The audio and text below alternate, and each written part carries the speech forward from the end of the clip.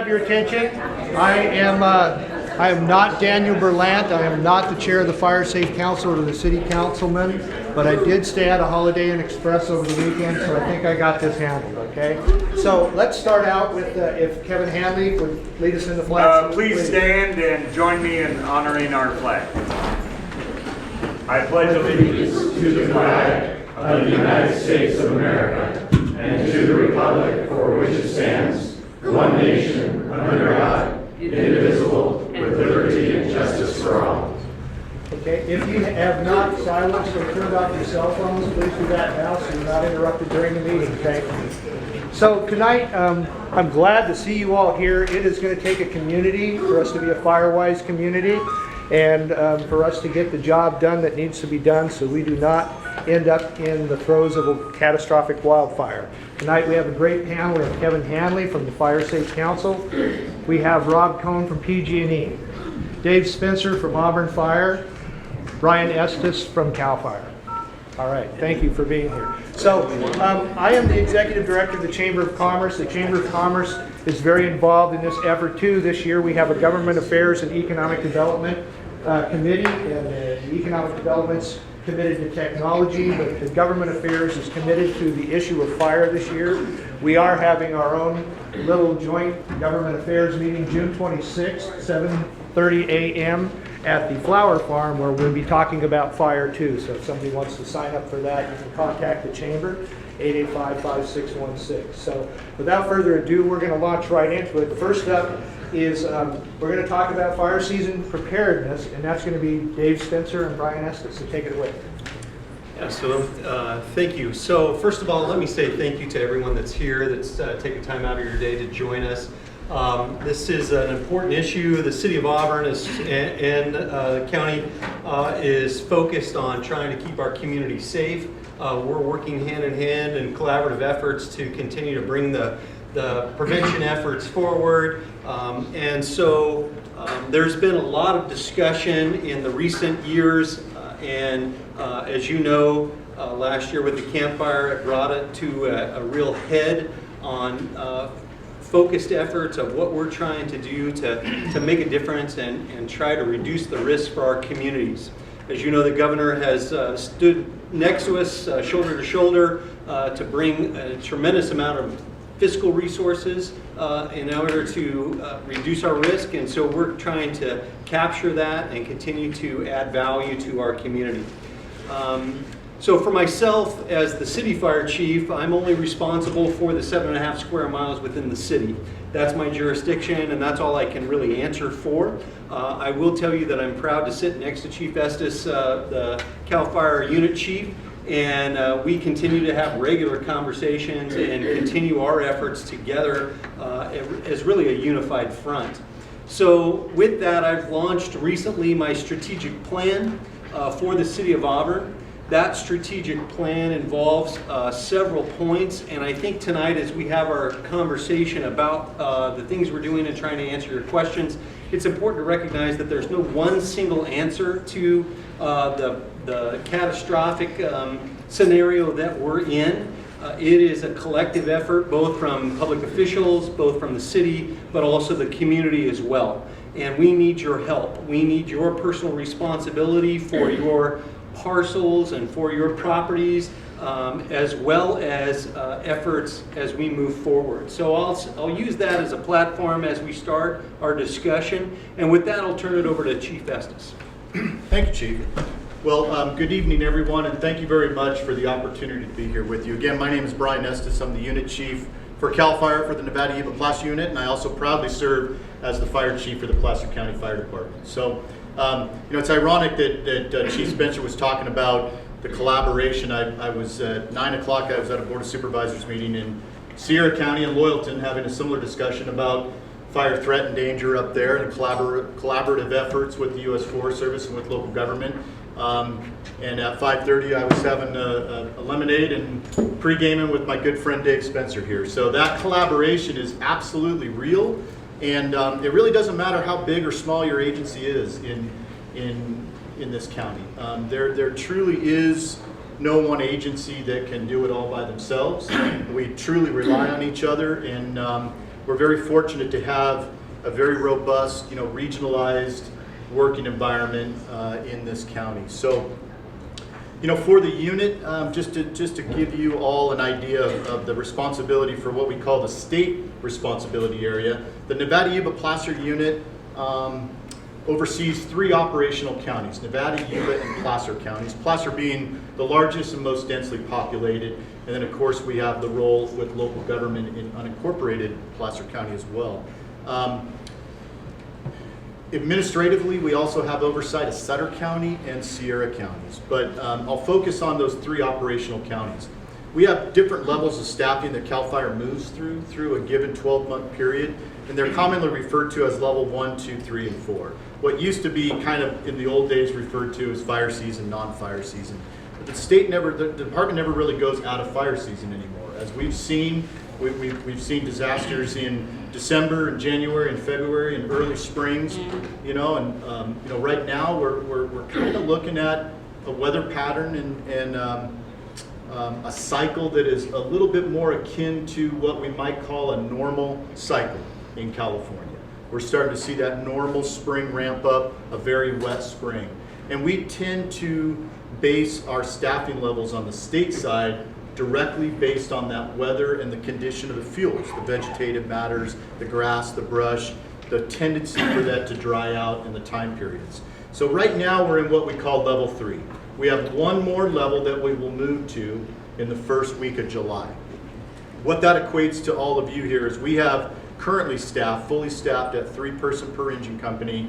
We have 12 engines, 2 bulldozers, 7 Type 1 hand crews, and all our aircraft, the tankers and the air attack aircraft at Grass Valley Air Attack Base.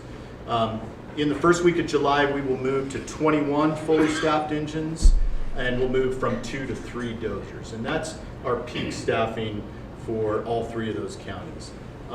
In addition, on the local government side, in Placer County Fire Department, we staff a total of 5 county stations and 3 what we call Amador stations. So a total of 8 stations and a total of 10 companies that really range from the valley floor down around Sunset and Thunder Valley all the way up the 80 corridor where we service the county areas out of Colfax, Alta, and Bowman.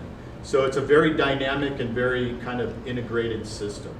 A couple things that we are seeing this year as far as our preparedness levels. The front country, what we typically refer to as front country, the grasslands and the valley lands, is where our immediate threat is right now. And that should really be no surprise to any of you who lived in this county for a long time. But the difference this year is that we've got this really, really thick grass crop.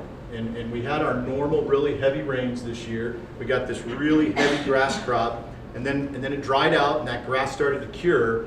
And then about 2 weeks ago, winter tried to make a second showing on us, right? And all that's done is we got a secondary crop underneath. What that means to all of us in the business we're in, I mean, it just means that it's going to be a little bit more difficult to suppress those grass fires at the valley floor. It's just a more dense vegetative matter. Our brush models and our timber models are still a ways off from being ready to burn, but it will come, as it always does in this state. But right now, our immediate threat is really kind of at this elevation, City of Auburn, North Auburn, and down to the valley floor. So we are working very, very closely. Chief Spencer and I, he'll talk more about his strategic plan, and I just signed our 2019 strategic plan for both the unit and the county, which is going to Sacramento for approval. So we are lockstep on our plans for pre-fire efforts, fuel reduction, defensible space, etc. And we'll talk a little bit later about the North Fork, which is really running in high gear. The one thing I did want to make all of you aware is one of the backbones of CAL FIRE is our camp system. And we have about 156 inmate firefighting crews that we utilize all over the state of California out of about 50 camps. And those are so critical to us because it's such a cost-effective measure for the taxpayers. It's a really robust program that dates back to 1942 in our agency. What we are seeing right now is a decline in the inmate numbers available to those camps around the state because of early release of inmates and other programs within the state prison system that are competing with the ability for us to get those lower offenders into the camp system. And it is something that is vitally important for us. And so as an example, right now we are down about 128 inmates and 14 at our local camp here. So we did actually have to reduce we went from 5 crews at Washington Ridge Camp to 4 crews. So, I tell you that just so you know the breadth of what we deal with our hand crews. And it's a really, really critical piece of that kind of boots on the ground firefighting. So just be aware of that as you see media interest in the inmate numbers. So yeah, with that, I think we'll talk a little bit later probably about some of the pre-fire stuff. But Great. Okay, and I would have been remiss, I did not introduce Luana Dowling, who is the FireWise coordinator. So we'll hear from Luana in a little bit. So we're going to hear from both Chief Spencer and Kevin Hadley now about the shaded fuel break and the Auburn Fire Safe Council. So take it away, gentlemen. I'll let you lead us on, Kevin. Okay. The Greater Auburn Area Fire Safe Council. So I'll describe briefly what it is. Basically, we're a volunteer organization. We have 4 appointees from the City of Auburn and 4 from the county, District 3 and District 5 provide appointees, and we get together once a month. And we do several things. One is our main goal is to try to educate the public on what they can do to protect themselves and their families from a wildland fire. So we participate in forums like this. We had one at the State Theater in November. We held one last month in Newcastle. So providing that education to the public about what they can do.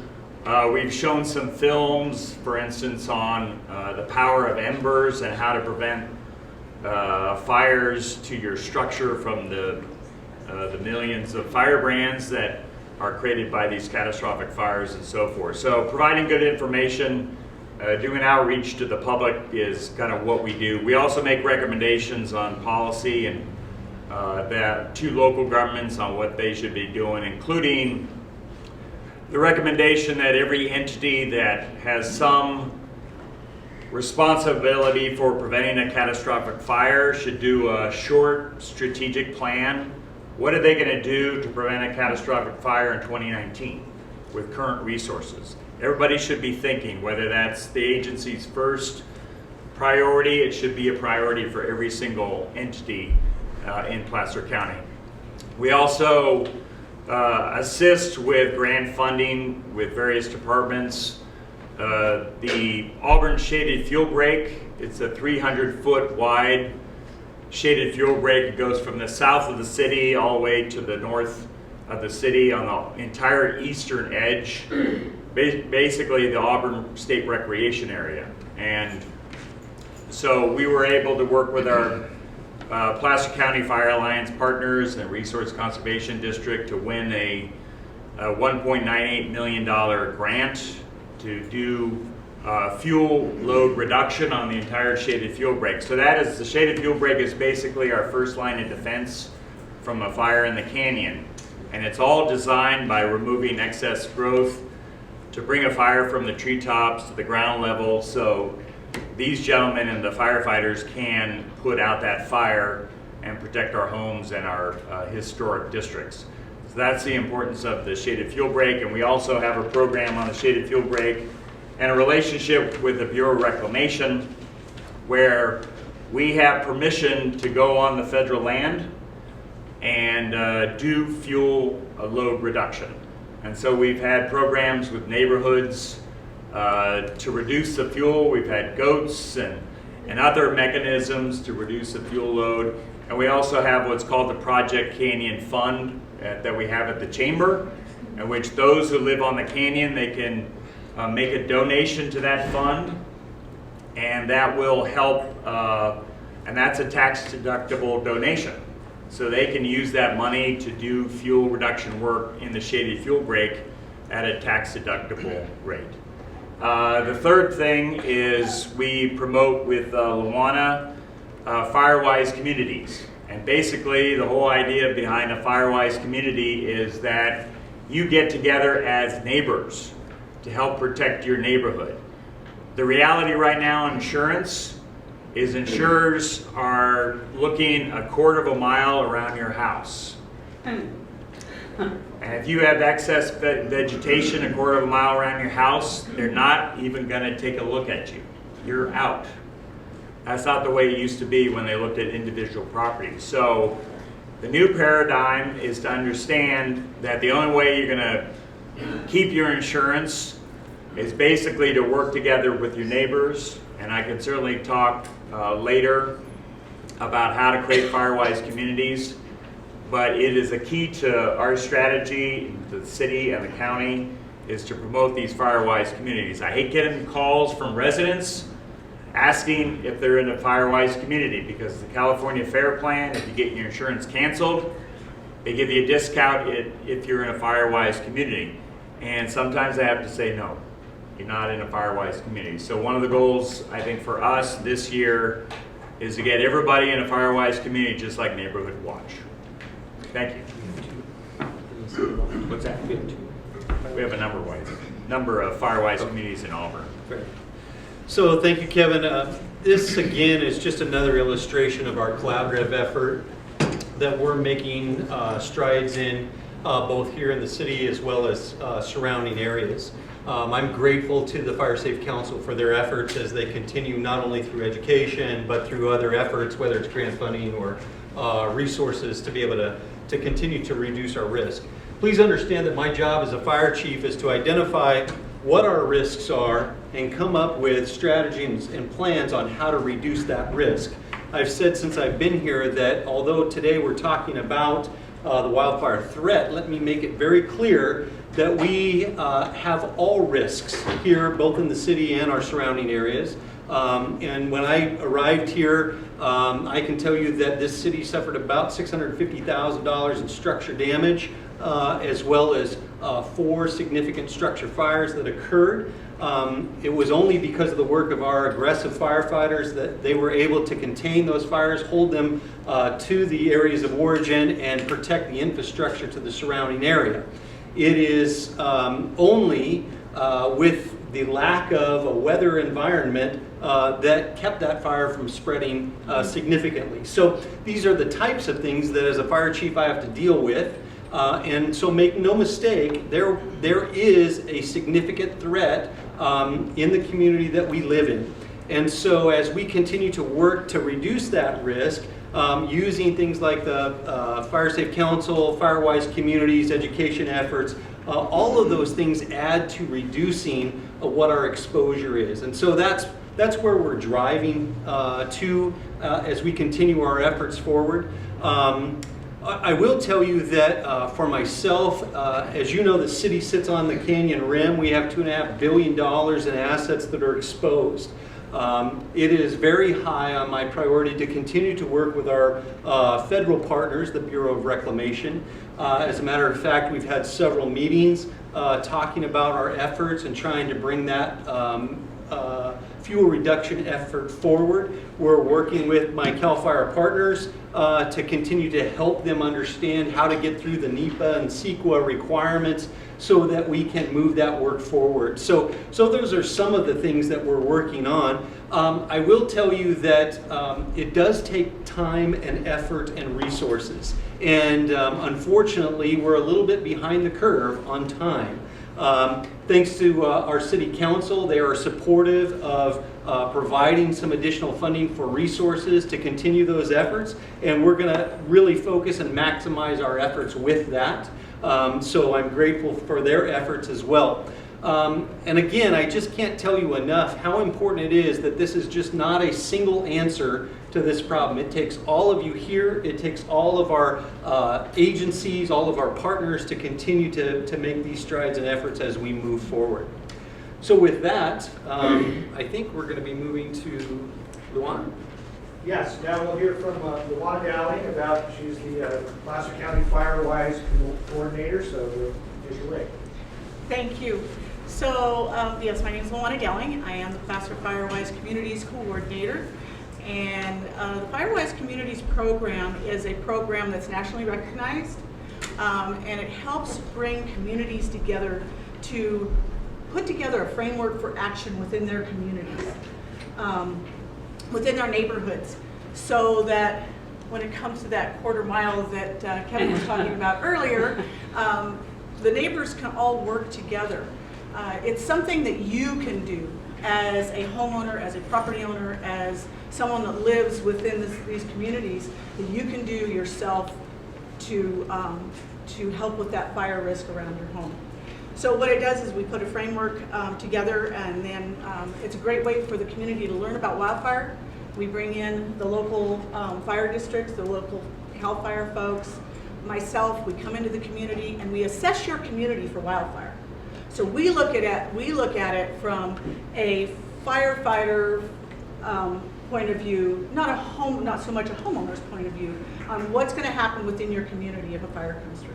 And then we help you as homeowners understand what you can do to prevent that risk.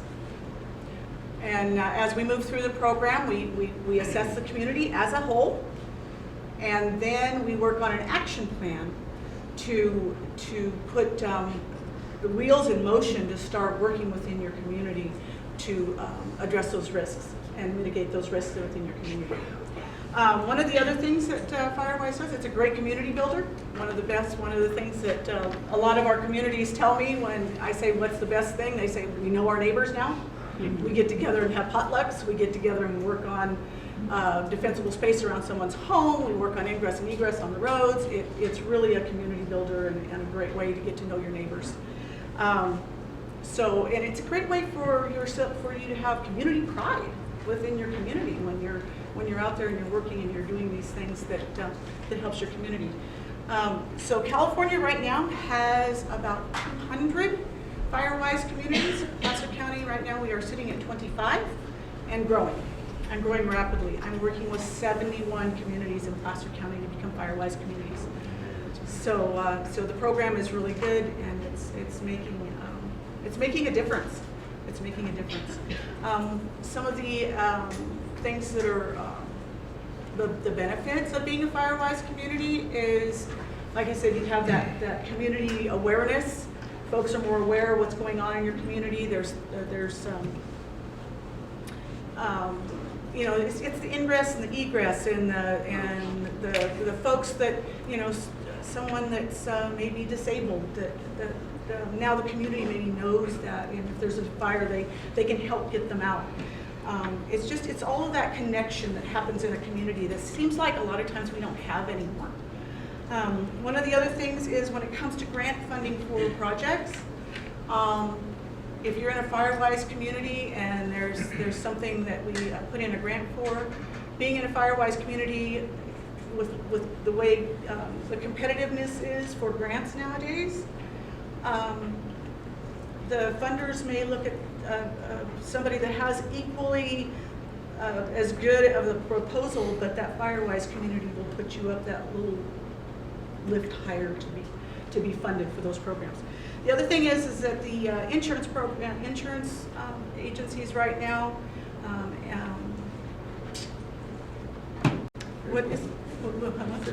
the FAIR Plan, and there's the other one, USAA. It just went.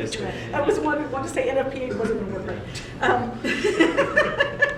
USAA recognizes Firewise communities and gives us. Explain what USAA stands for. USAA, it's an insurance company that insures military families. And so they are recognizing Firewise communities. They give a 6% discount. Initially, they will tell you in this area that they are not writing policies. But if you're persistent, they will actually come out and look at your home, and I won't guarantee, but they will look at your home, and there is a better possibility if you're in a Firewise community. The other thing is the FAIR Plan, and the FAIR Plan is the insurance of last resort, so to speak, for California. And now the FAIR Plan is actually recognizing Firewise communities and giving a 10% discount if you're in a Firewise community, and that can be pretty significant for folks. So, yes. How do you define community? Is it a neighborhood? It can be, okay, it can be a neighborhood. It can be an HOA, it can be a road association, as long as it is 5 homes or more and less than 2,500 homes. So there's a large gap, but they have to be contiguous, so they, it's not, can't be spotty. They have to be contiguous homes, and that's the way that we define them. You already have established fire safe communities. Firewise communities? Firewise. Yeah, in fact, there's several, if you guys don't mind, people that are in a Firewise community right now recognize, can you raise your hands? Okay, my question is, where does someone go to find a map of those areas? I just was on the firewise.org website today. They've updated, they aren't as current as of today, but they have updated, so you can go on the firewise.org website and find a map of most of them. The other thing that is actually on that site also is a list by state of the Firewise communities that have been recognized. And then there's a local website with plastered Firewise, right? No, we don't have them marked on we don't have them marked on a map. There is a website for There's local there's Firewise. the Placer Alliance Yeah. website, yes. Placer PlacerFireAlliance.org.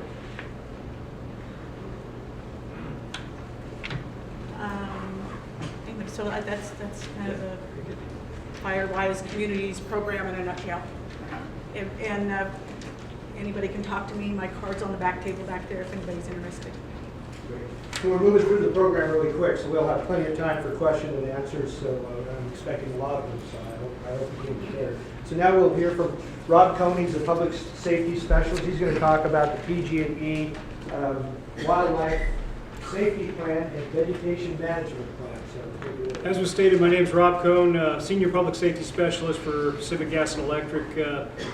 What we have since 17 and 18 is right after 17 we ramped up what we call a Community Wildfire Safety Program. So if you hear me say CWSP, that's what it stands for.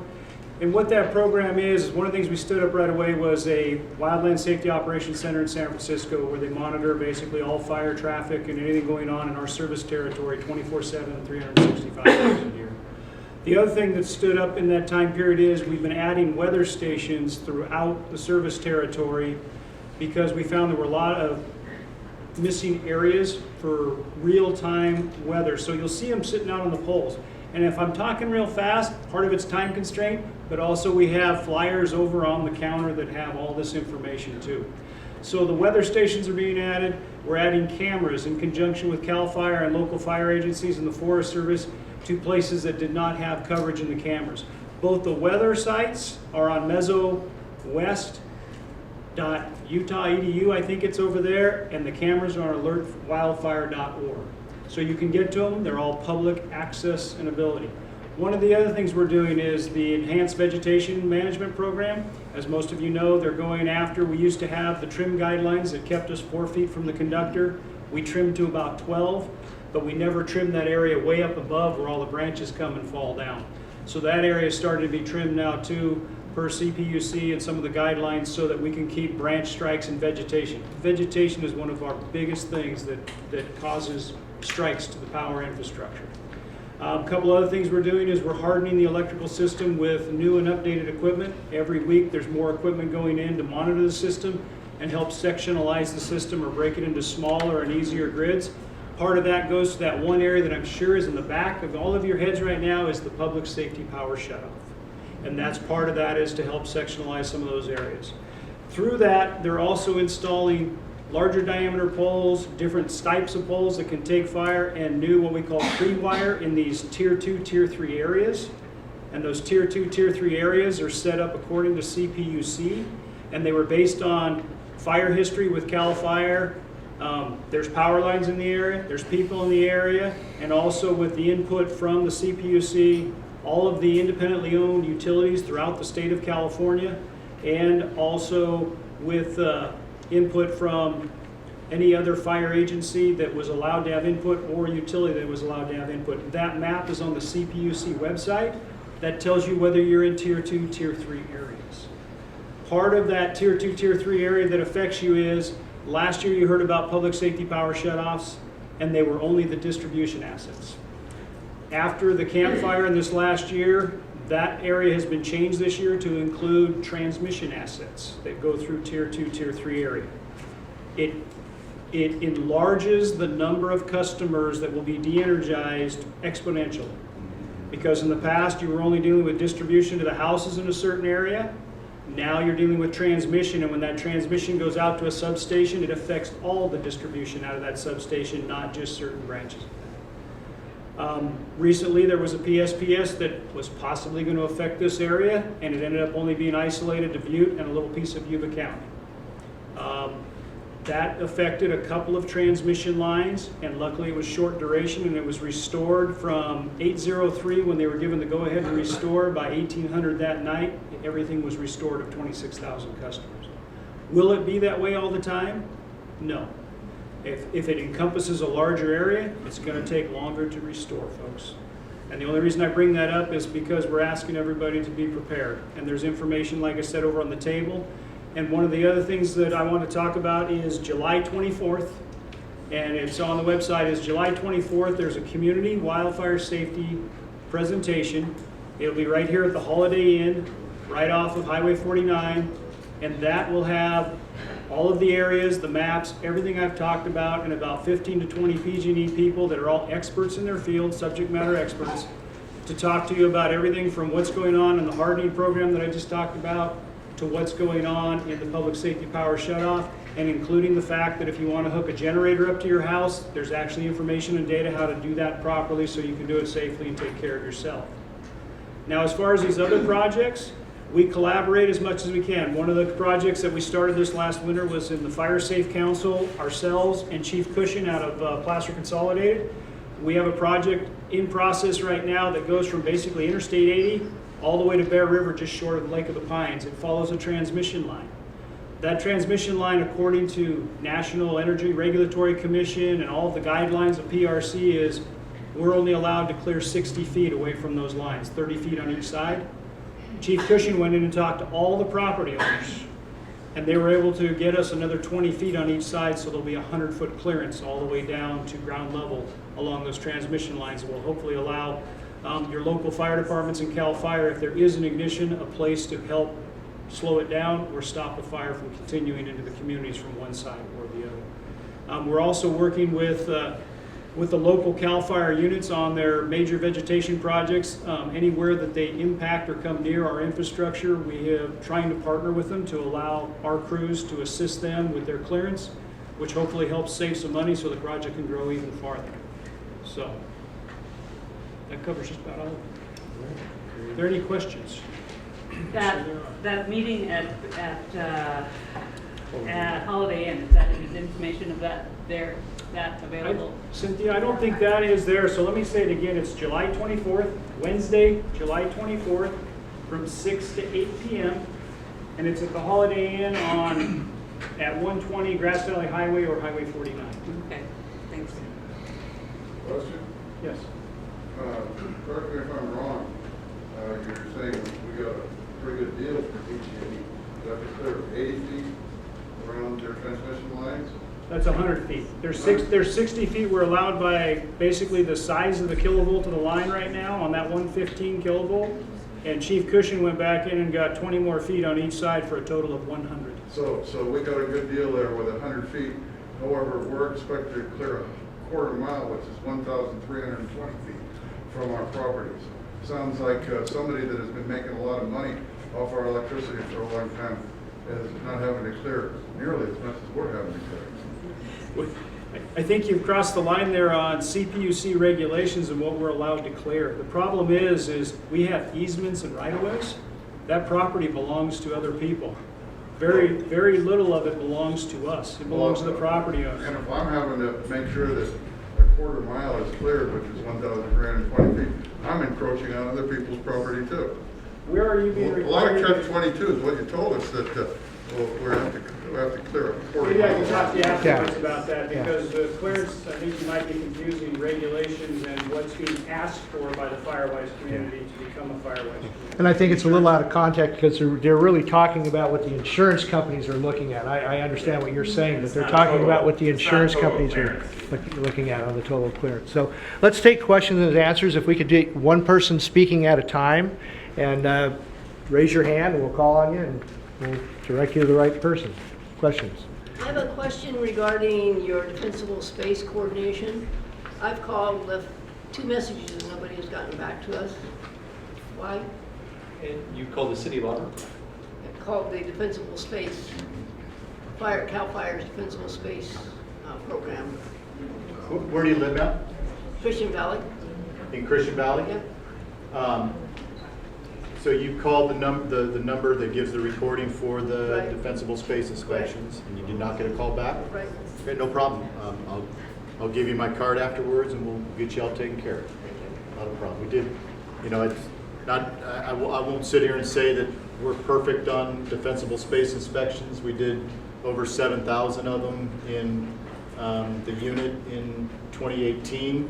And they're all based around what we call the ignition management plans, which are the priorities that are set forth by, by the individual battalion chiefs and the areas. So, but every once in a while, one slips by us, but we'll get you taken care of. I guarantee you. Other questions? With respect to the public safety of power shutoff, I'm just curious. Now, I do realize that, if PG&E has in the past, because of one reason or another, been responsible and negligent and caused fires, and that means that they're going to want to have these shutoffs. Once a fire is started in rural areas, now I got a couple generators and I've got storage. Not everybody has generators and storage. In rural areas, they get shut off. They're totally defenseless. I mean, there are sparks. There are all kinds of things that come over where they're not just flames, but there's sparks that are coming over. And a lot of property owners, they have garden hoses. They have things. They can put this up. If they have a well and they don't have any electricity, they're dead in the water. Is there any way that there could be a modification of this power shutoff, especially since a fire might already be started? I'm just talking about preventing the spread of it. As far as the modification, when you talk about the public safety power shutoff, modifying it, once the areas are set because of weather, fuels, and all of the things that go into the decision on whether to turn off the power or not, the power will go off until the wind and the threat or the event that caused it has ceased or gone to a level that they feel is safe to re-energize. Now, one little caveat, one of the things I do in my job is I serve as the agency rep to the fire agencies during a fire incident, a major wildland incident.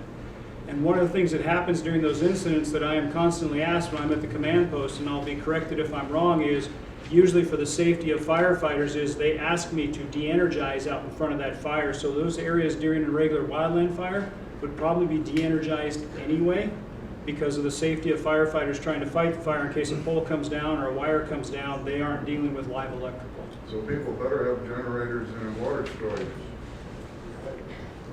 So this is one of those things where it's a balance. There's an inconvenience, but the inconvenience may stop a catastrophic wildfire. So, question? And Keith, let me pivot Okay, on this for yeah. just a minute. I think it's really important to understand that we value your concern and very much want you to be heard.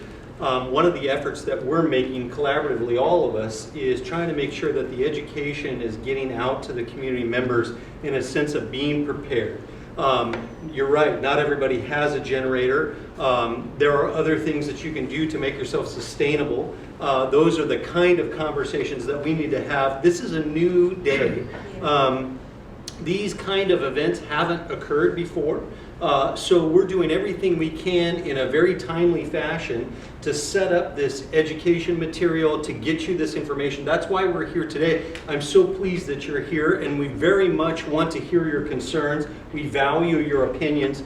So just know that we're making a tremendous amount of effort to get this information out to you. What we ask in return is that you stay informed as much as you can. It's a two-way street. Conversations are a two-way street. As much as we put information out, you need to receive it and ask questions in return as well. So for that, I thank you. Yeah, great. Beverly, you had a question. Yes, so I know that we're supposed to put 100 feet of defensible space around our houses. I live in a neighborhood up near Roby Point that 2 of us have 100 feet in any direction. So even if we do our own property as best as possible and want to get it, you know, approved or whatever, what happens if your neighbors haven't done that? So a couple of things. First of all, to be very specific, if your neighbor hasn't done it, you do have the option to make a formal complaint to the Auburn City Fire Department. On our website, under the Fire Department section, on the left-hand tab, there will be a file a complaint. And you can fill that out, put the information in, and we will contact that homeowner. In addition to that, within the city, we do have codes and ordinances that allow us to enforce the requirements that have been approved by council to ensure that property owners take responsibility for their own parcel. And we can move through that process.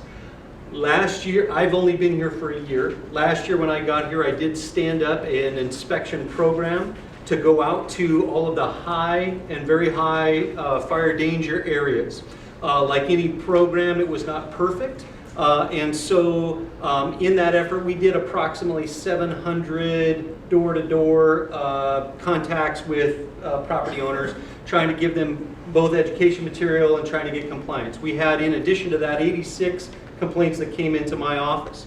Of those 86 complaints, interestingly enough, we were able to get 100% compliance with the property owners. So that's a reflection of the community that we live in and the time and day that everybody understands this is important things. And there are a lot of reasons why somebody may not have cleared their property. And so my position is to say, we want to find out why and how we can best help them, whether that's through the Fire Safe Council and Kevin's efforts to stand up funding sources or whatever it is that we need to do. Now, with that being said, as we move into this season, we've just started, as Chief Estes mentioned, we did have our late rains, and so we tried to delay a little bit because we knew that there was going to be this additional bumper crop of grasses that came. We didn't want to go out, have you clear your property, and then 4 weeks later have to do it again. So that is beginning as we speak. This year, what is different is we've created a door hanger that if in the fact that you're not home, we're able to mark on that door hanger the things that we can see from where we're at, because we obviously can't go onto your private property. And then we have our contact information for you to contact us, for us to come back out and give you a more in-depth understanding of what our concerns are or what we need from you. Or you can sign up for our home hardening structure ignition prevention program. So those are the things that we've changed. And I'll tell you that as time goes on, we'll continue to evolve, make it better, make it more efficient. We are in the early stages of this, and so we appreciate your grace with us as we go through this process, and we're going to try to get better and better as we move forward. I hope that answers your question. Yeah. So I think that's another function maybe of establishing that Firewise community, where the first effort is really like a neighborhood watch, where you approach your neighbor. If they're uncooperative, get them to the fire department. Yeah. And can I just tag on a little bit? I'll take Chief Spencer, in that local jurisdiction of municipality where you talked about smaller pieces of property, the challenges that we have in the county in unincorporated areas or state responsibility areas. Many of the local codes fall under the auspice of Public Resources Code 4291, which is what we operate under. And that code basically is what the basis of the 100-foot defensible space. In unincorporated areas or on SRA, which just for a matter of fact, in Placer County, SRA, state responsibility area, incorporates all areas in Placer County with the exception of municipalities. So City of Auburn, any city municipality is local, okay? And then there are two areas in the county, the lower half of South Placer Fire Protection District and the lower western, southwestern end of the Placer County Fire Department that are local responsibility areas, meaning the state of California, CAL FIRE, does not have jurisdictional responsibility for wildland fires in those areas. Everything else that overlays all the fire districts in the entire county is 100% SRA, which means that the fiscal and jurisdictional responsibility for the suppression of wildland fires is on CAL FIRE. So we subscribe and we adhere to 4291 defensible space inspections. The problem with 4291 is that it number one, it only goes to your property line, and it only deals with areas where there are habitable structures. And I get you, that's a problem, because in rural unincorporated living, a lot of us have homes that butt up to lots, large land plots, maybe 1, 2, 5 acre plots, or larger, that do not have a habitable structure on them. Unfortunately, the Public Resources Code does not give us an avenue to go down that road for clearance. So that is where there are some benefits to local ordinances that can take a more localized approach to it. So just a little bit on that, and really just just to key on what Chief Spencer said. It's so much about the education. Like he said, out of our 7,000 inspections we did in 2018, only 0.027% of those inspections ever went to a violation, which is not, that's, you got that percentage in everything you do in life. And the success we had with the people who really wanted to do the right things was so rewarding to us, and we got so much accomplished. And out of that 0.027, the majority of those people were people who needed help. We got them with Firewise communities, fire safe councils. We got them help to do their properties.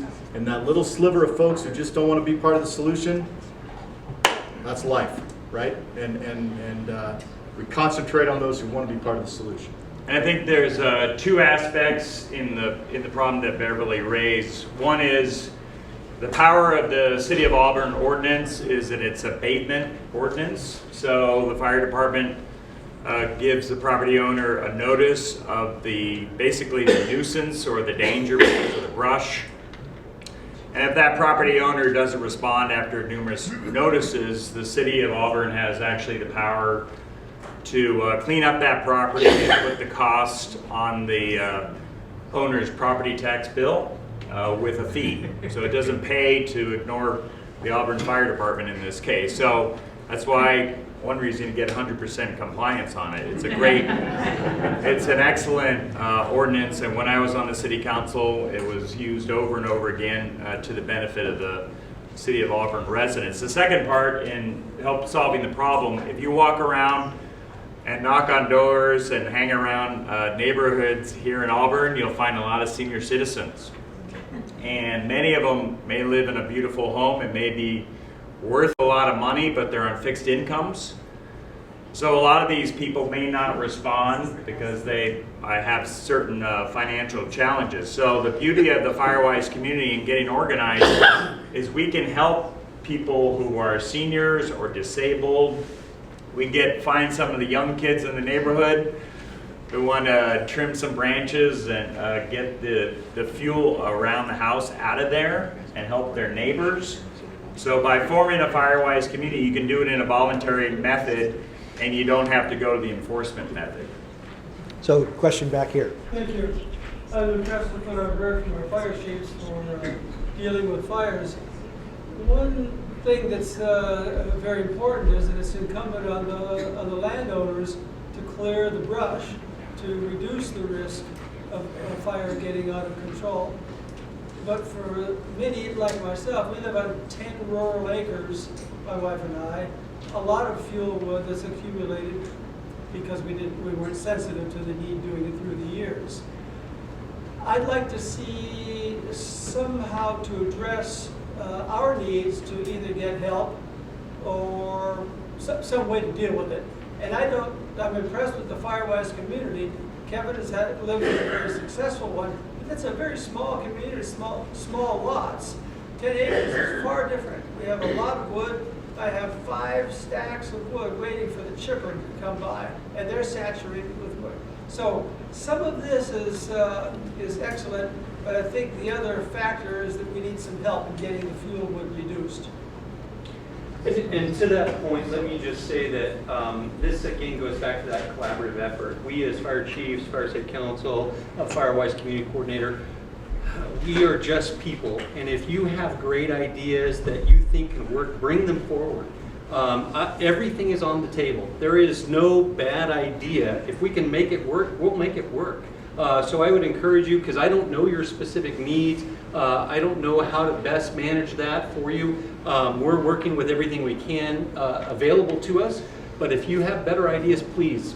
Just briefly, gets down to either manpower or dollars that we can hire out. Agreed. And the manpower is me and my wife, and she's very energetic. Sure. But, Yeah. Yes. Yeah. but I can't load it all on her. Right? I understand. Right? So, All right, we have a question here. I have a question about egress from the community and where there's significant tree canopy over the roads and limited egress from our community. And a number of residents have concern about the possibility, in the case of a fire, with trees overhanging the roadway, that we may face obstruction to traffic flow in the community. And I'm wondering if the city has any resources or a way to support the community in dealing with that. It's a substantial effort for any one homeowner to undertake, and just one homeowner doing it wouldn't solve the problem for the community. Is there resources to deal with that, or is that something that you're dealing with on a community-wide basis? Because it can't just affect where I live. That affects more than others. and we're talking about the City of Auburn. Yep, exactly. Okay. And So limits, appreciate yep. the question, and let me tell you that in my short time here, trying to identify the risks, that certainly has come to my attention. So in my strategic plan, one of the deliverables that I've identified is, first of all, we need to make sure that we identify our key arterial roadways that get you to a major thoroughfare, 49, 80 as an example, how long it takes you there and how many people that we need to move in order to do that. The second part of that is how many of those are exposed, as you say, to those critical failure components of tree canopies and those kind of things, so that we can then prioritize it and say, all right, we have, and I don't know what the number is, my staff's starting to work on that process now. Let's just say for simple numbers, we have 10 high priority roads that we need to work on. So from there, we'll prioritize it to work down with our public works section to be able to say, okay, it's going to take us X amount of resources to get this done, and then continue to execute that. That is one of many objectives that I've identified since I've been here, and so I can assure you that it certainly will be addressed. The actual time frame at this point is to be determined, but we're going to continue to make those efforts. So the community has, so the community has an interest in finding out where we are in your process. That's something we could come to you to Yes. find out where we're at. Yeah, another great question. One of the things that's very clear to me is that transparency is very important. In the lack of information, it doesn't help you as a community member, doesn't help me as a fire chief. So not only will the plan be posted up on our website, our objectives will be posted up there as well.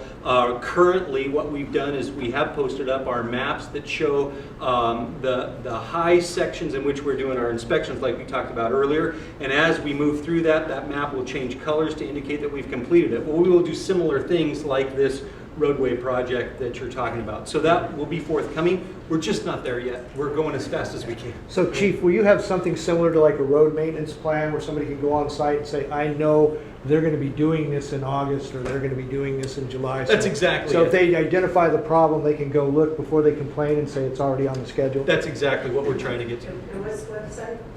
That's the City of Auburn under the fire department section. So we're at the edge of the canyon, about 3 or 4 houses. We're in the City of Auburn, right by Stagecoach area. And what is the recreation area plan for doing clearance below there to make a, 'cause there's some not far from us, but not directly below us. Yeah, great. And I can't particularly speak on their plan. I can tell you that we've had many conversations.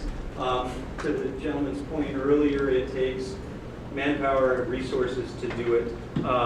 So we're continuing to try to figure out how do we fund that effort. The fire department can't take that on for the rec department. So we're continuing to engage them in trying to figure out what resources they can use to try to get that completed. But at this point, I don't have an answer for you.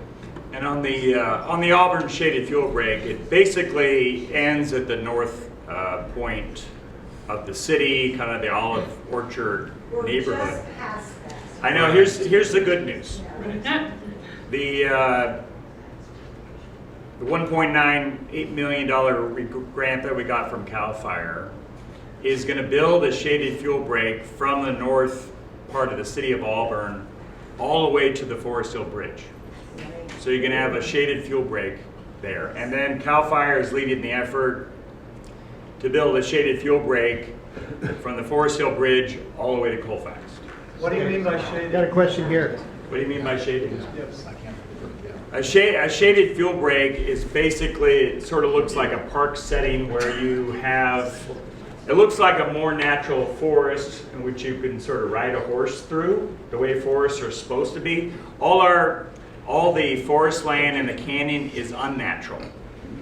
It's not natural. So instead of having 400 trees per acre, it should be like 100 trees per acre or less. So you have shaded fuel break is you have all the ladder fuels eliminated. A canopy that is, you don't have huge amount of tree coverage, so when they call for the big tankers to come over and put out the fire, the retardant can come down and hit the ground and help put out the fire. That's what a shaded fuel break is. Kevin, there's some very good before and after pictures, I think, on the CAL FIRE website. Yeah. So, question right here. I'm coming from a different perspective because I'm a senior and I live in a senior complex over here off Sacramento Street. And we don't have a backup generator, so we're very concerned about when there is an outage, what can we do? And some people are on oxygen and other different things. I'm like, somebody might get stuck in their recliner that's electric or whatever, but I mean, are we going to be given some warning ahead of time, like a day ahead, or? Okay, on the public safety power shutoff, the intention is to be approximately 48 to 72 hours ahead of time that there will be wind coming. The last one, the weather conditions snuck up on us and it became just over 24 hours when it was announced, and it immediately was announced. But usually there will be 48 to 72 is the plan to notify all of the local agencies, the county OESs, and the civilian population. One of the things we do ask on that is that anybody that has a residence and is a PG&E customer, go on the PG&E website and update your information as far as your cellular phones or your contact information, because one of the ways they're using is we're sending out a send word now that comes across your phone that says within about 72 hours or 48 hours there's possibility for a planned public safety power shut. Okay, and I have a few more questions that go into that, and then that's all I really need. But I'm planning on having a meeting with the residents on Thursday, bringing back any information that I can, and tomorrow what I can gather too. So are there certain things besides LED lights, and I was thinking about filling our bathtubs up with water, because we can't flush our toilets, can we? Well, are you on, and these are considerations for all of it, and I can meet with you afterwards and talk about them in depth, but are you guys on a well or are you on jurisdictional water? We're on jurisdictional water. So it depends on whether the water system is gravity or whether they have backup generation, on whether or not you will lose water. Me personally, I live on acreage and have a well. I have two generators. One because the well is 600 feet to the back of the property that runs the well, and the other one runs part of the house to keep the lights on and the refrigerators. So is there I know PG&E says they have a website where we can get more information. Will that actually give me some more specific information? Yes, the PG&E.com, and also over at the table, and like I said, we can meet with you afterwards. Okay. .com/wildfire covers just about everything from Okay, great. how to get generation, how to hook it up properly, Okay. to all the different areas that we're Okay, thank you very much. how to prepare yourself. In the back there. Yes, I'm addressing the fire chief and CAL FIRE, and I'm wondering on the new projects as far as the parks proposing in high fire danger areas, that they've interfaced with you regarding that. The chief used the word new day in fire, and here we are in a community that's very high risk, and our own county parks department wants to put more people in a high risk area. And I'm not sure how much they've interfaced with you or what concerns do you have regarding that. And us in the community who live out there are very concerned. We don't really see a lot happening with respect to fire issues on that. I don't even think they put a comprehensive fire plan in their master plan for the parks. they're just randomly running into these areas and say, we're going to put fire breaks. Well, as we all know, with the firestorms that are occurring today, fire breaks aren't going to help you. So we're concerned that there's not enough fire issues taking place with respect to the master plan for the park and the risk that we're going to occur in our community, and what benefits are we getting in the community from that. And just to be clear, you're talking about Hidden Falls? That's correct. Yeah.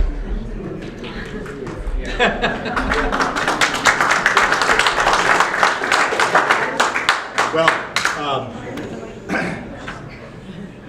as the county fire chief and the CAL FIRE unit chief, what I'll tell you is that I work very closely with my boss, who's sitting right over there, the deputy CEO for Fire and Emergency Services in the sheriff's office, and we are working on comprehensive plans, pre-plans to mitigate things. I don't have any control over the development of Hidden Falls. I don't have any, I don't have any direct control as to whether that plan under the county general plan for parks and recreation is approved or not approved, to be quite honest. All I can do from a fire mitigation standpoint is work with the county to ensure that we have the proper resources, the staffing levels, and the mitigation for incidents within that park. And who makes that determination on staffing? And secondly, is we're looking at it, the new increased fire dangers associated with doing that. Yep. Do you have a position, or we don't know what the elevated risk is? We do know, what you've heard from everyone else out here with insurance policies and being very aggressive in trying to prevent fires. And here we are increasing the risk significantly by bringing thousands of people into a high fire area that doesn't help the community. And why are we doing that?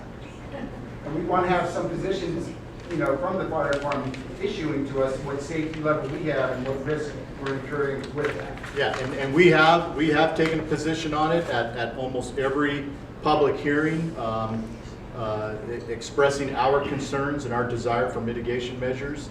Quite honestly, State Parks has been doing it for 30 years down in the confluence, and we've been dealing with those mitigation measures as the population has increased. The tourism base and the influx of that transient for tourism population is a necessary part of any county. And my job is not to say that a park is a good or a bad thing. My job is to say, as the fire chief, that given this desire by county leadership, here are the mitigation measures that we need to take to properly protect the citizens and the travelers into this county. We are actively doing that on a weekly basis with the executive office. And basically, our Fire Safe Council, as soon as the supplemental environmental impact report is done, and we have all the information and the various fire agency plans, we'll give our best recommendation to the Board of Supervisors, an objective recommendation. Our concern is preventing catastrophic wildfires, so we're going to look at it from that point of view. We are not bound by any votes of the Board of Supervisors, so we can make our own view on that. And we've had good participation from those who come to our meetings concerned about Hidden Falls, giving us good information to think about. Great. Lady over here. So I just want to piggyback on this just a little bit to say that we know that the new buzzword in fire terminology is wildfire urban interface. There are thousands of people in Placer County, obviously, thousands of people that are surrounding the Hidden Falls expansion, but there are also thousands of you that live on the canyon. We, as a county, are providing recreation in a very high-risk fire area. The county has 900 miles of trails currently in Placer County. The master plan alone, the Parks and Trails master plan alone, is proposing another 300 miles of trails. We know from CAL FIRE information that 95% of wildfires are caused by humans. We know that you are doing your very best to give the county mitigation measures for any of these trails, whether it's Hidden Falls or anywhere. But that we've also been told that you cannot mitigate for the human factor, whether it's the careless person out on a trail, whether it's homeless out on trails, whether it's people camping where they're not supposed to be camping. we are being put at risk. The county is already providing lots of recreation. I believe, many of us believe, that it's time to put a moratorium that states no more new trails in that Wildfire urban interface area.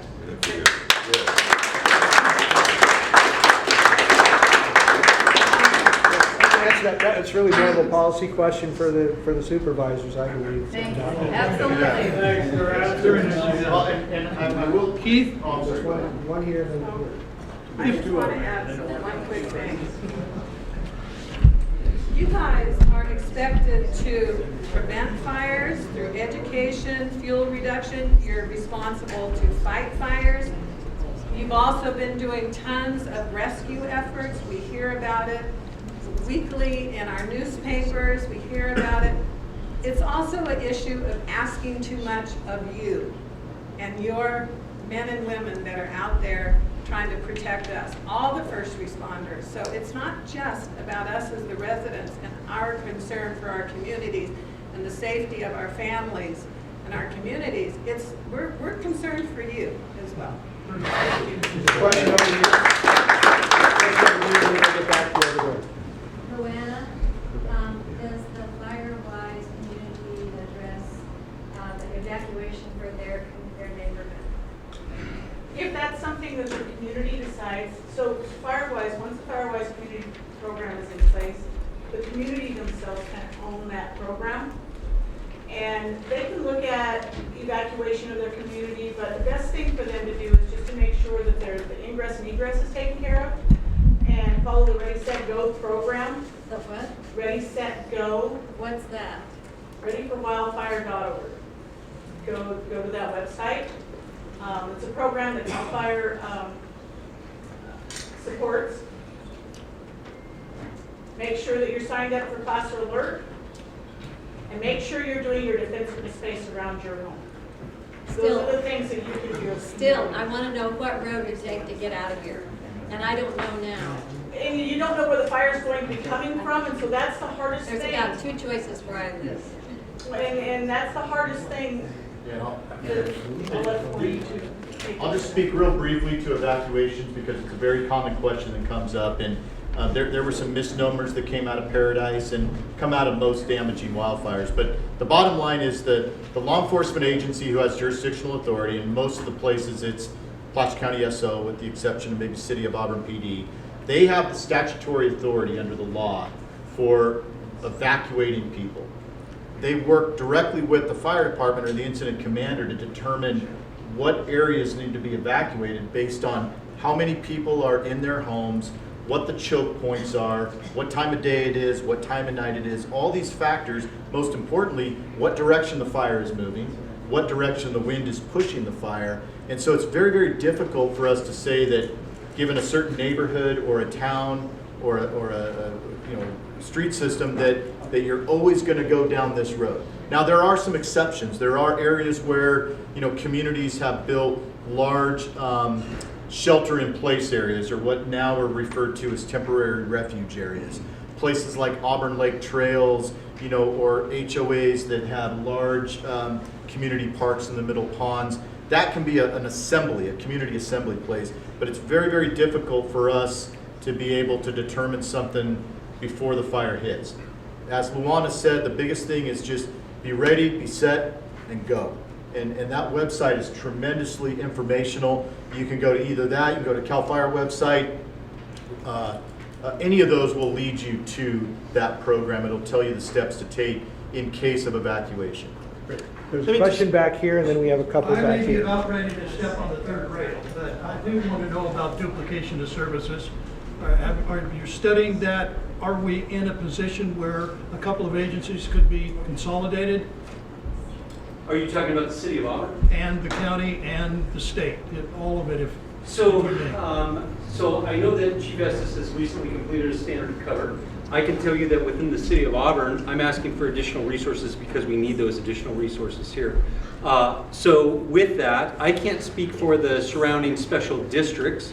That is not within my purview to evaluate that process. I can tell you that On a daily basis, CAL FIRE and Auburn City Fire Department share our resources, cover behind each other when we need to. We offer augmented staffing. Chief Estes does some upstaffing. So those things are seamless, and that's because of our relationship and good standing efforts between the two of us as fire chiefs. And I think that's a representation of not duplicating efforts, but really maximizing our strengths. And I'll let you Yeah, I'm going to avoid the third rail with you, but I will tell you that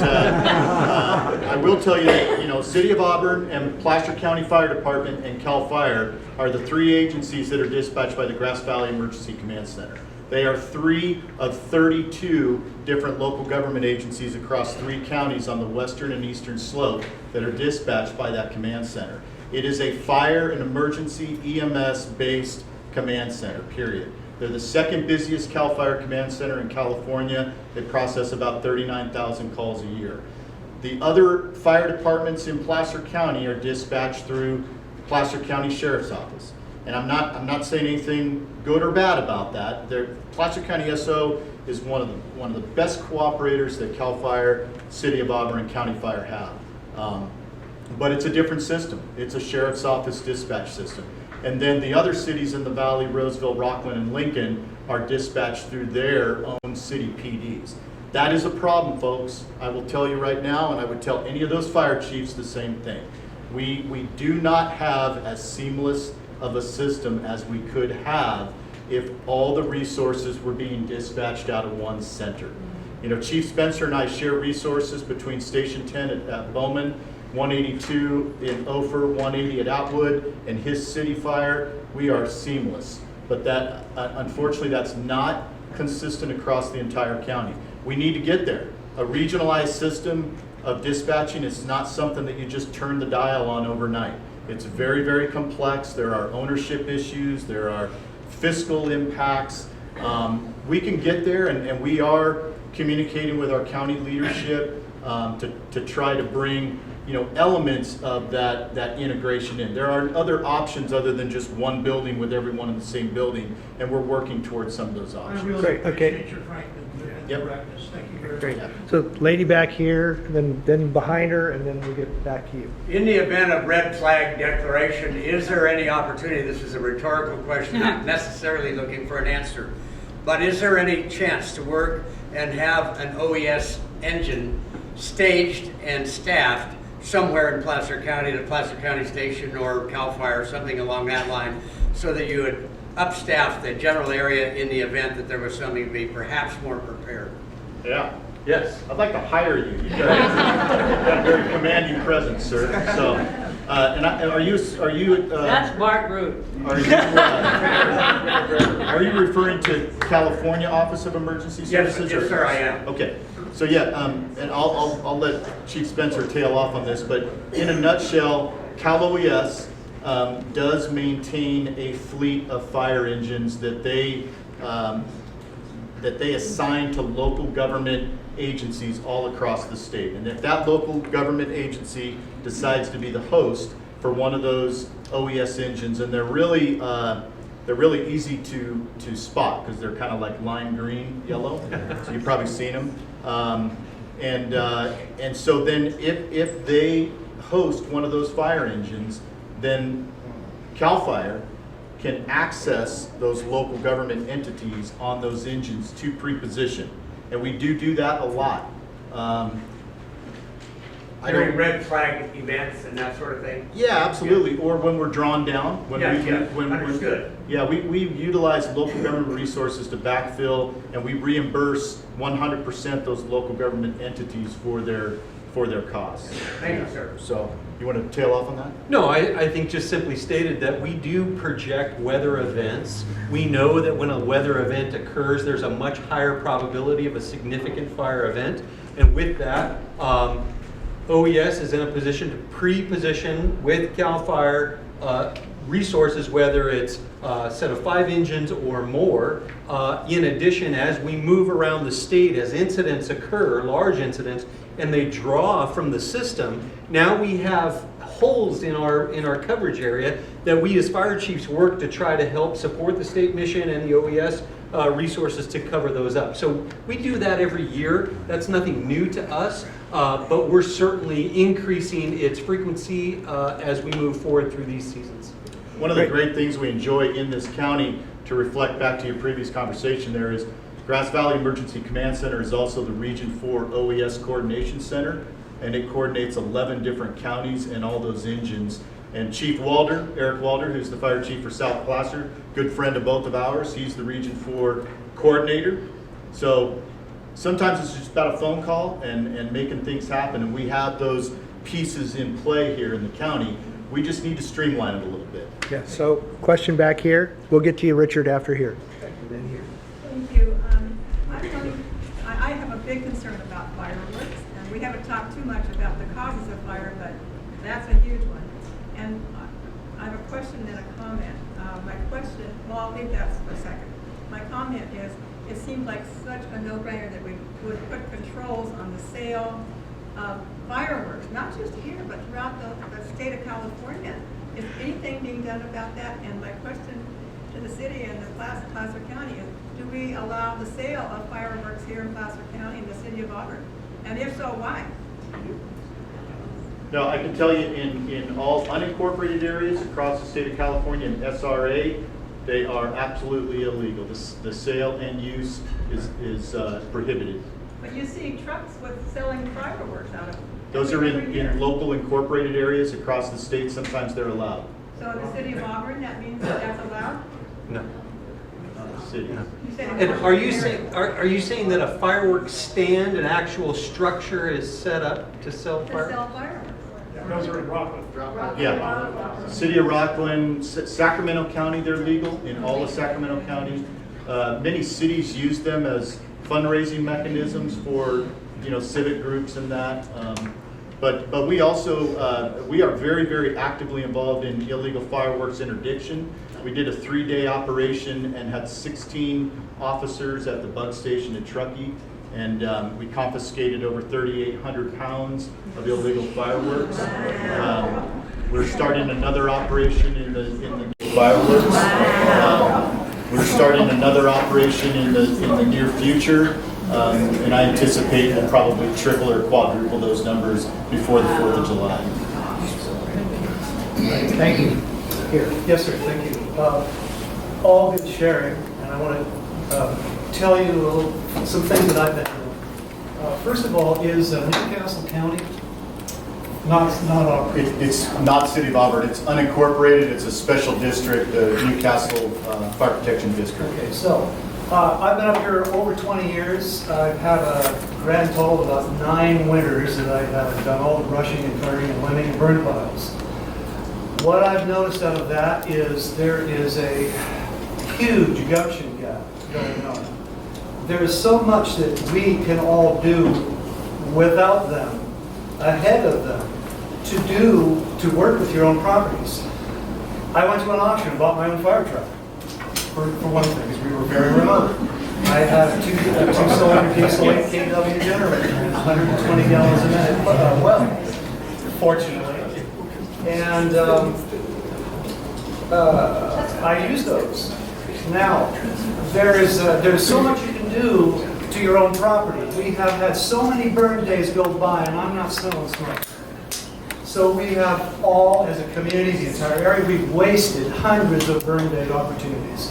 All you need to do is get some walkers and go do something every day. And then look for the burn days. It's that easy, but you've got to get off the sofa and do it. That's the problem. And I've been spending this year, I've run out of burn days. I've been at this 7 weeks now, and by myself and one other person, we chose to, what I like to do is put in 2 or 3 hours of as quick and just haul an ass as much as we can and quit. And with that style, we can do so much clearing and burn piles.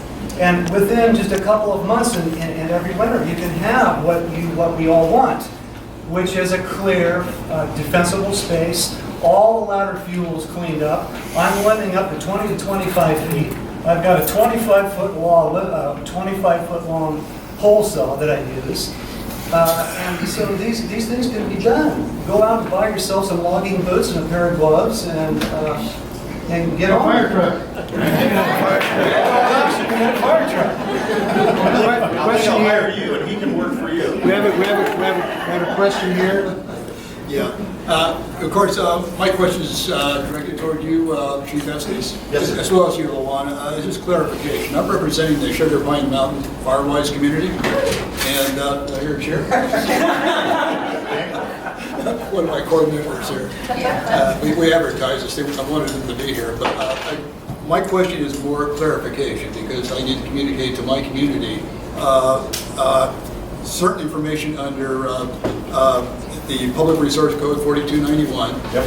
And also there was I attend the Alliance and Council, and this was in discussion. Under 4291, there is a part that if a fire inspector goes to a property, even if a person follows the defensible space guideline, if the inspector deems that more needs to be done, does that have the force of law?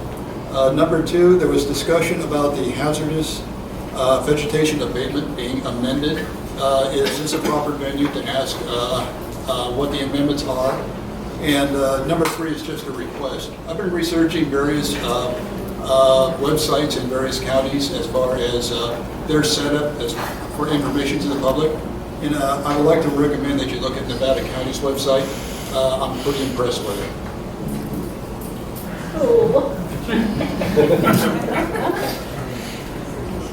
Well, I'm just fire chief, so I'm going to try to remember all three. So, 4291. Maybe I could go from 3 back to 1. So you're talking about Ready Nevada, right? Only 2. 4291. Yeah, 4291. Answer for a question is no. There's nothing beyond 100 feet that we can enforce by law, by the Public Resources Code. Absolutely appropriate for an inspector if you live on the rim of a canyon, in an area where there's excessive topography features, etc. Certainly applicable for an inspector to say, we'd like to see 500 feet, we'd like to see 1,000 feet. But the law affords us the ability to enforce up to 100 feet. Okay. Or to your property line. So request or advise, we're still in that situation. Now, for the hazardous vegetation abatement ordinance, I heard it was going to be amended. Are you talking about the county? County, yes. Yeah, that's being discussed and it's under review by the task force right now. Okay, so there's no information to give at this time. Correct. Okay, thank you. Great. And number 3. We'll take a couple Ready more Nevada. questions. We're going to wrap it up Nevada pretty County. quick here. Yeah, their website. Richard? Yep, it's excellent. I understand people's concern with bringing a lot more people into a fire-sensitive area, but when it comes to trails, the difference between a fire trail and a recreational trail frequently is what's going on that particular day. Are you recreating or are you fighting a fire? Now, do you want more trails to fight fires on? And what's the difference between a recreational trail and a fire trail, for fighting fire? Well, a recreational trail, it's obviously going to, it may or may not be in a strategic area that we need a fire break. It's going to be in an area where it's hopefully somewhat convenient for people to recreate and people to walk, and has access and egress. Sometimes it's possible that we could use that as a man-made or natural barrier to tie a fire break into, but the two are really, it kind of goes back to that same argument about pre-planned evacuations. Putting in shaded fuel breaks is an absolute critical part of our infrastructure in preparation for wildland fires.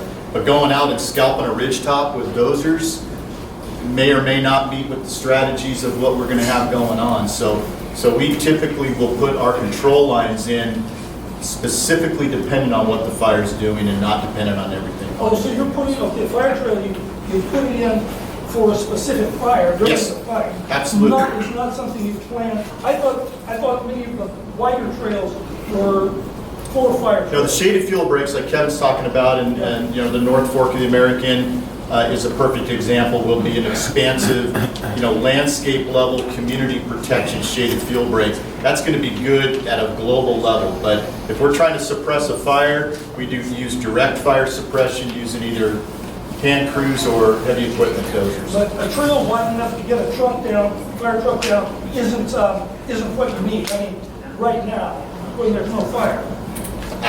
Yeah, it's probably not my priority. Okay. Question over here. I have a question about existing trails in Auburn and in the unincorporated area. Existing trails in high fire hazard severity zones and very high fire hazard severity zones. Who has the authority to shut them down, close them into those circumstances? Who does? So when you talk about Auburn, I'm assuming you're talking about the state recreational area? I saw the City of Auburn. That SRA gets to be another question. I was thinking unincorporated and. Yeah. So we continue to work with the city attorney to ensure that we have the most current and contemporary codes that we can enforce, such as closing trails in a high fire danger zone. Generally speaking, that's going to be associated with a weather event. So we're not there yet. We're having those discussions, going through all of our codes and ordinances to see what it is that we need to adjust, bring contemporary and relevant current information to the standards that we're at now. With each code adoption, we continue to get better and better with that. So I would see that sort of coming. And what about unincorporated area? Yeah, in the SRA, we don't have the authority to shut trail systems down. The only exception to that would be in state parks area, like the Auburn recreation area, where we will make recommendations and work with state parks on that. The one thing that I did work with Mr. Howard with state parks this year, he was gracious enough to adhere to a request by our agency that he prohibit gas-fired and charcoal barbecues along their trail system and along the popular campsite areas in those high fire danger areas within the recreation areas. So that is going to take effect this year.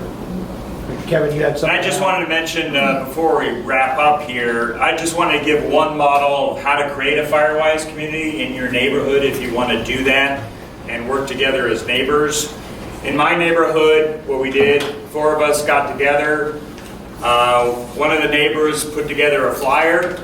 We identified our neighborhood that we wanted to organize. We put the flyer for a potluck on every door. We invited the fire chief to come talk at that potluck.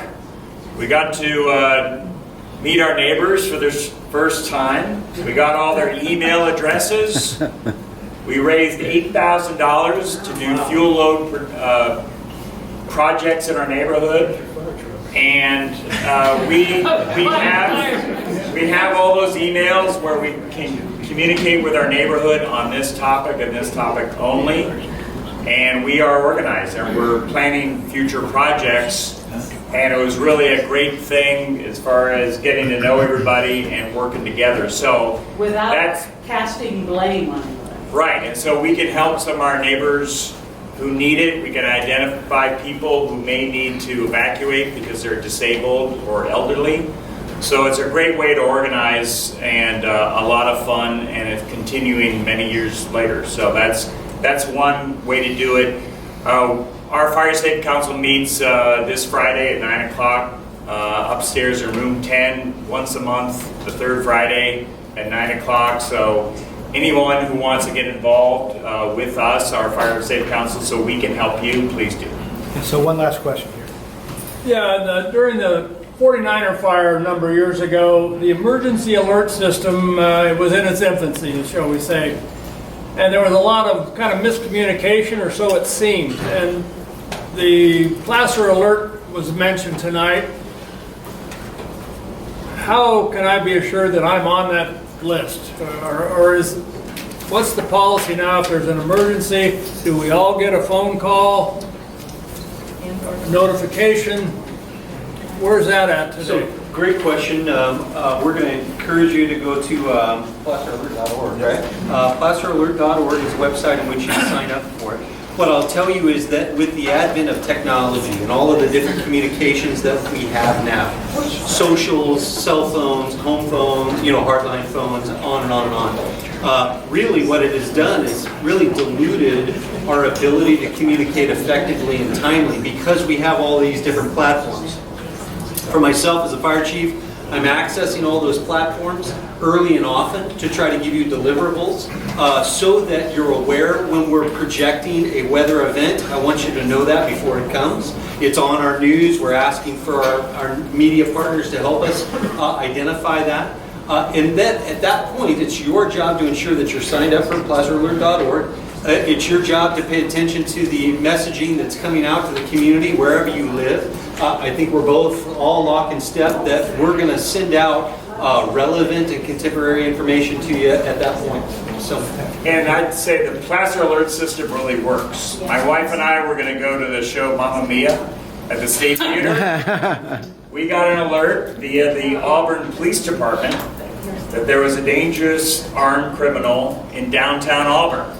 And we were instructed to shelter in place. So my wife and I stayed at home. 3 hours later, we got the text, the voicemail, the email that said basically Auburn Police Department got the guy. You're free to go to your show. So it's a Placer Alert is a great system for all public safety, and I urge people to sign up. Any final comments from anyone? I want to thank everybody for coming tonight. One last hand for our panel of experts.